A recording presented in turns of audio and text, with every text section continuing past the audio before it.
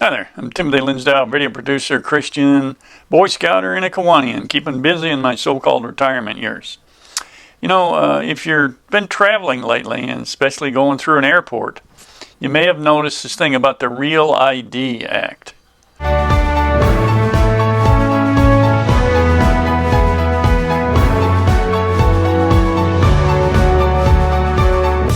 Okay, now this was something that was formulated in the wake of September 11 and passed by Congress in 2005.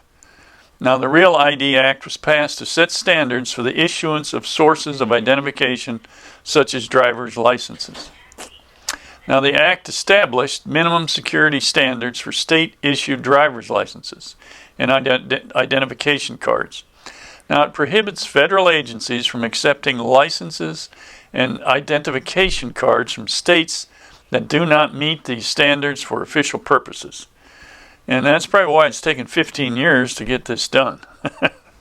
Now, it was aimed at eliminating airline tourism by increasing requirements to obtain documents granting access to domestic planes.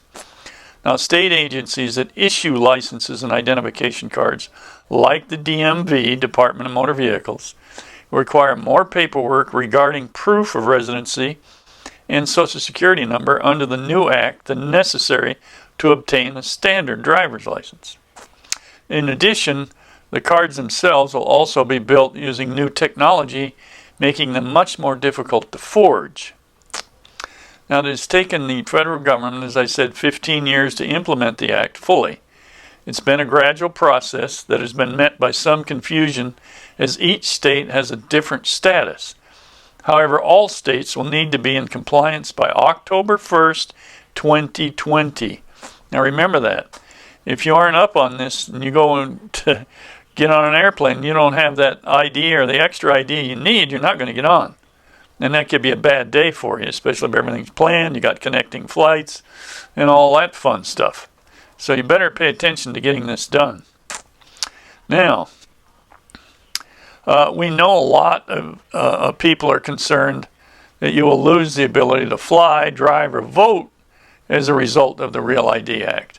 But that's not the case. This is a very specific thing. You can continue to use your standard license or identification to drive, vote, without obtaining a Real ID. In order to fly domestically, you will either have to have provide an alternate form of TSA-approved ID or obtain a Real ID. To fly internationally, you'll always need a passport. So this Real ID that's issued by your state, such as on your driver's license, which is depicted by a star. Okay, you remember, within the country it's fine, you don't need a passport. But you may need the passport to get through if you don't have the Real ID. And now, of course, internationally, you'll always need a passport. So remember that. Now, in most states, there's a gold or black star, as I mentioned earlier, on the front of the license that would signify compliance. If you see this, then you're good to go. Now, however, to make it more confusing, really, would the government do that? A few states have issued compliant IDs without a star, and those are Hawaii, Ohio, Tennessee, and Utah. So it's best to confirm if your state is directly. Contact your state directly to be sure, if you don't see the star, that you're compliant. Now, an easy way to know your card is not compliant is if it says not for federal identification or federal limits apply. So if that's on there, then it doesn't work. Okay, now airports are considered federal facilities, and therefore this act affects your ability to enter them in order to board your flight. Now that was kind of interesting. I'd never really thought about that. Federal facility, you go on and you start thinking, there's a lot of things here. Now, starting October 1st, 2020, this is the beginning, the day you got to have this done or have another ID with you that's compliant. Every state and territory resident will need to present a Real ID compliant license ID or another acceptable form of identification like a passport or a passport card. for accessing federal facilities, including boarding commercial aircraft. And that's where this flying business comes from, that you need that ID. So you could have your driver's license, but you got to have your passport or a passport card, but even a birth certificate would do it. Now, most states and territories have already begun issuing the new licenses.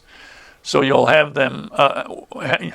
So you'll have until October 1st, 2020, this year, to obtain a real compliant license. So just check your license to be sure. Now, if it is real ID compliant, there will be a star in the upper right corner. Many drivers may not realize they already have one, since some states have already completed this process for some years. So you may have it. You may already be in there. Just check it. Now, but if your driver's license from one of the states that have been granted an extension, your license is good for air travel through particular dates that you'll have to look up with the state. Now, each state varies slightly also. Note that these states are not set in stone, as states may still obtain another extension beyond these dates as well. I believe it's Oregon, there's another state, Oregon and Oklahoma that were still in extension status. But as you can see, this can vary a little. Good old government. Now, a real ID is not a substitute for a passport. Remember that. That's very important. There are also a few other things a real ID doesn't affect.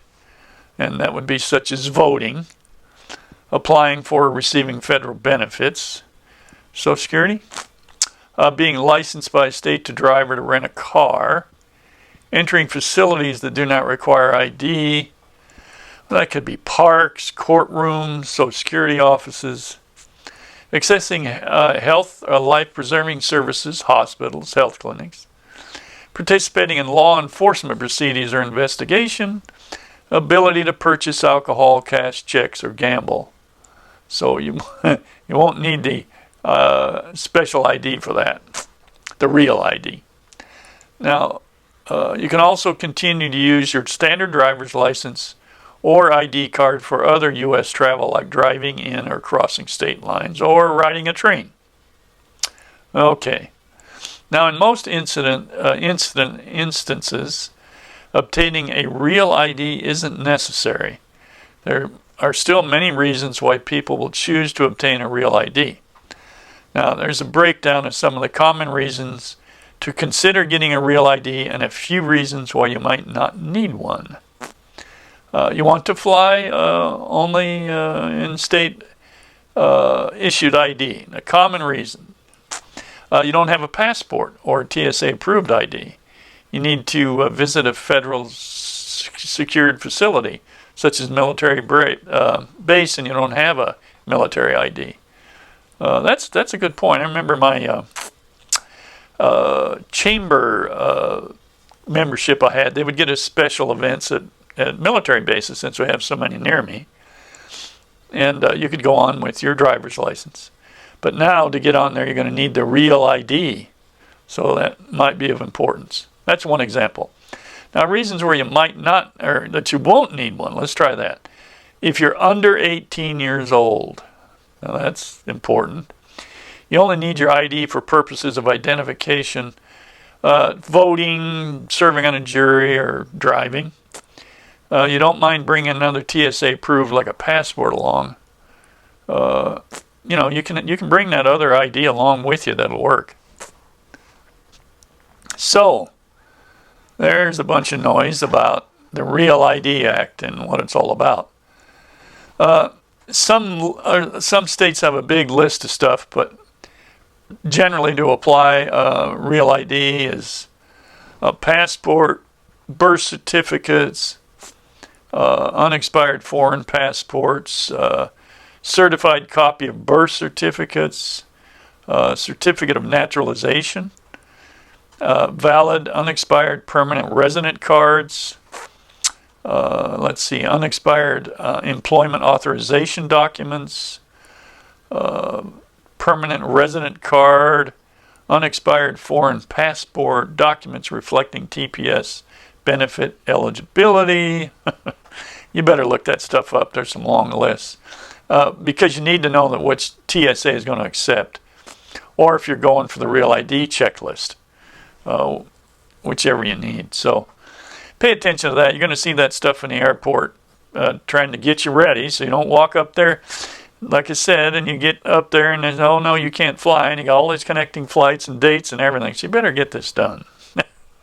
So pay attention. Get your Real ID issues solved before October 1st, 2020.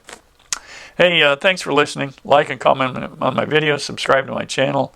And you know what? Just get out there and make it a great day.